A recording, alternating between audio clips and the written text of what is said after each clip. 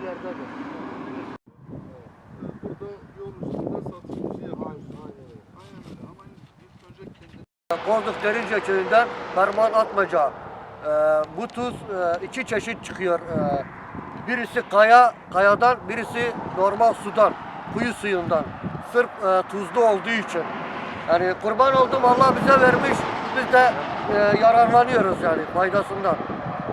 Bu tuz suyu kuyudan bırakıyorsun, buraya bırakıyorsun. Bıraktıktan sonra bir hafta içinde güneş vurdukça tuz haline geliyor. Tuz haline geliyor. Ondan sonra üretime sağlıyoruz biz.